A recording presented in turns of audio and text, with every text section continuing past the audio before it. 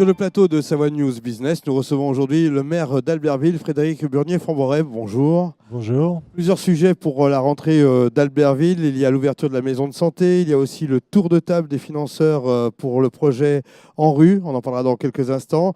Un projet de cinéma pour 2019, est-ce que vous nous le confirmez ou pas? De nombreuses animations. Et puis on parlera aussi des travaux, puisque la ville est un petit peu mobilisée, voire beaucoup, et on a beaucoup d'écho là-dessus. Alors première question, c'est l'ouverture d'une maison de santé vendredi prochain.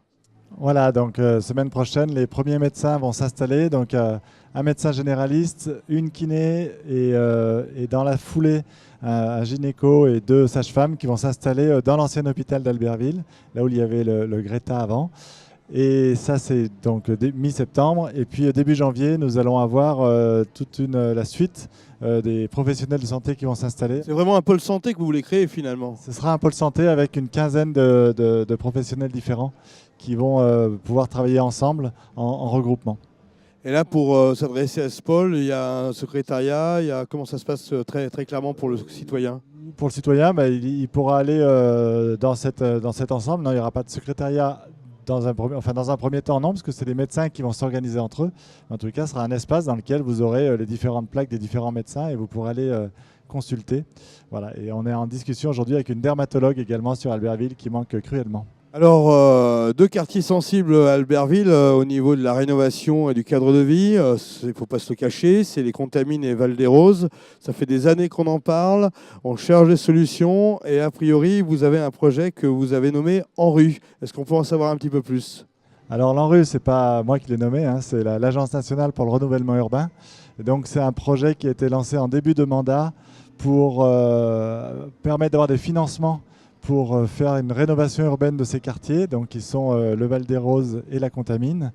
Donc nous avons travaillé dessus, c'est des dossiers qui sont très longs, mais dans la semaine qui vient, nous allons avoir le comité des financeurs qui sont l'État, la région, l'agglomération et le bailleur social et la commune. Et nous allons faire le tour de table pour signer le protocole d'accord du financement qui permettra début décembre d'avoir un accord définitif et de pouvoir démarrer les travaux. Et à quoi ressemblera ce projet s'il se concrétise?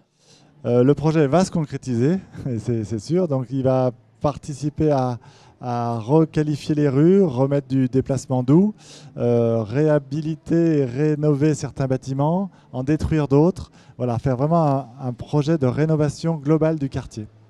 Alors, un écho qui est de plus en plus important, c'est des nouveaux cinémas à Albertville. Vous avez confirmé ça lors de l'Assemblée générale des Amis du cinéma, l'association qui gère Ugine, Albertville, maintenant Moutier et Bride-les-Bains. Alors qu'en est-il? On dit que ça serait du côté du quartier nord d'Albertville, c'est toujours confirmé? Voilà, donc le site a été retenu effectivement, c'est sur l'ancien boulodrome, sur le boulodrome actuel, mais qui sera démoli et donc remplacé par un bâtiment qui va accueillir 5 salles de cinéma, et je dis bien que c'est la demande des Amis du cinéma, et suite à une étude globale du secteur, hein, donc c'est une étude complémentaire à Ugine, et 5 salles de cinéma, donc 3 ou 4 petits commerces de proximité, et 3 ou 4 aussi peut-être restauration, dans un bâtiment unique, iconique, qui permettra une entrée de ville côté nord à la hauteur de ce qu'est Albertville. Très bonne nouvelle pour les Albertvillois, j'imagine. Alors, il faut aussi parler des animations. On a vécu un été intense sur Albertville, un festival de jazz, une étape du Tour de France en départ. Et là, la rentrée arrive et en règle générale, on attend maintenant avec grande impatience le Grand Bivouac, qui reste l'événement de ce début de rentrée. Voilà, Albertville, hein, on l'a déjà dit, chaque saison son festival. Donc là, on arrive sur l'automne avec le Grand Bivouac qu'on attend effectivement impatiemment. Et aussi plusieurs petites animations autour du Grand Bivouac, avant le Grand Bivouac, avec le chantier des mômes qu'on a organisé la semaine prochaine sous la halle Grenette, où des petits enfants pourront jouer avec des mini tractopelles et des tas de sable, en lien avec les travaux de la rue de la République. Et puis également d'autres animations qui vont, notamment je sais qu'il y a une antenne délocalisée du Festival de la BD de Chambéry qui va venir aussi à Albertville. Voilà, donc plein d'animations diverses pour tous les publics sur Albertville. Et puis qui pense Albertville pense forcément neige, et là vous avez Neige et Glace qui reviendra un peu plus tard dans la saison, mois de novembre. Exactement, au mois de novembre, mais dans un format un peu différent cette année, puisqu'on va faire ce qui s'appelle pour l'instant, alors entre nous, la White Week, c'est-à-dire la semaine blanche, puisqu'il va y avoir un gros événement sur Arlysère avec le White Festival. Festival, qui va réunir des skieurs de niveaux mondiaux au niveau des skis acrobatiques et des snowboarders. Et du coup, pendant toute cette semaine-là, au Neige et Glace, il va y avoir des animations dans la ville avec des défilés de vêtements notamment, avec des youtubeurs qui vont venir aussi sur le dôme pour présenter et animer toute cette semaine blanche, semaine du ski et de la neige. Alors, on va aborder le dernier thème qui est important et qui fait quand même pas mal écho au niveau de l'agglomération. Ce sont les travaux. Alors, travaux positifs, c'est l'évolution de l'Olympique.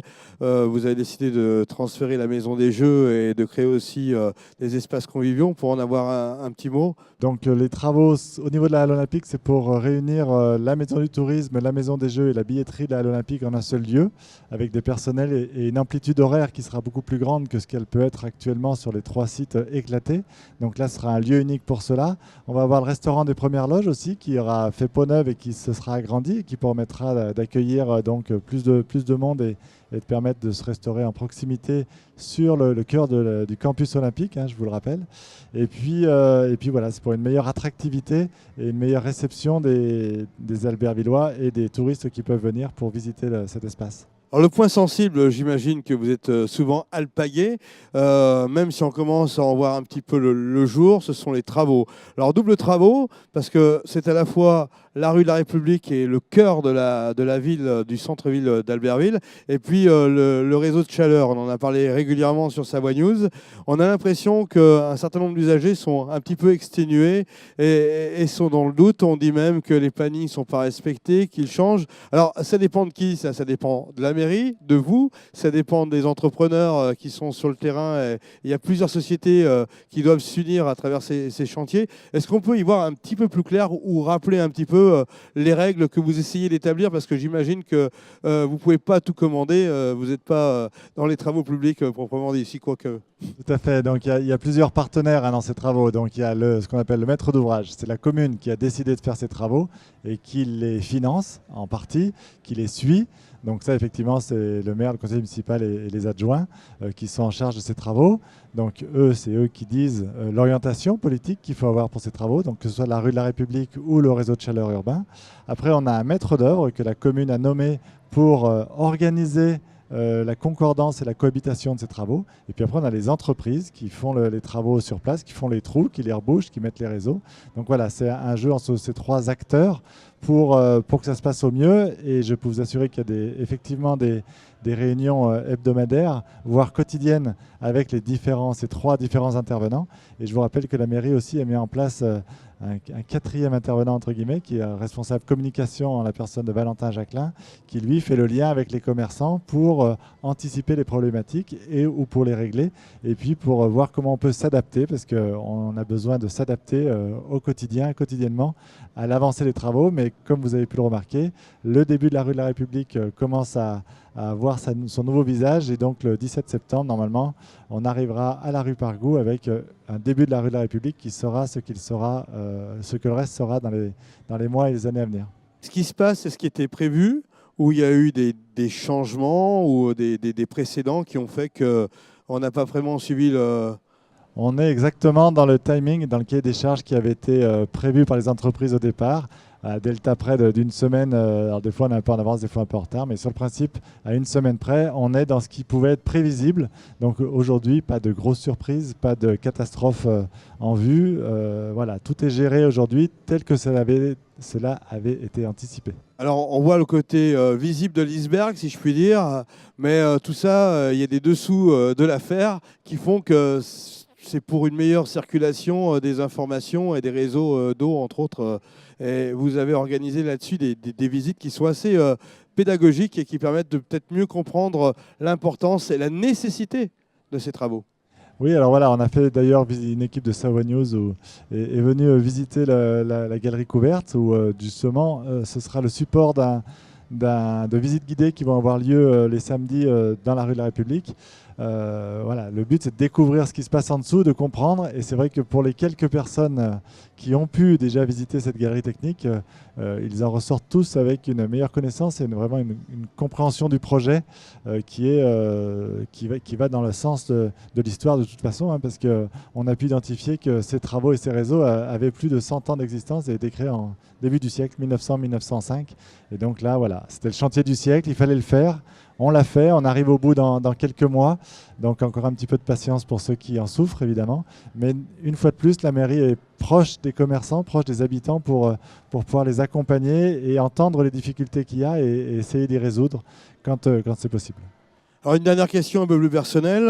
Il y a à peu près un an maintenant, vous deveniez maire d'Albertville. Vous avez surpris un certain nombre de personnes, je dirais, dans le monde politique. Vous avez découvert ce nouveau job, si vous me permettez l'expression, cette nouvelle mission. Quel est le recul que vous avez ?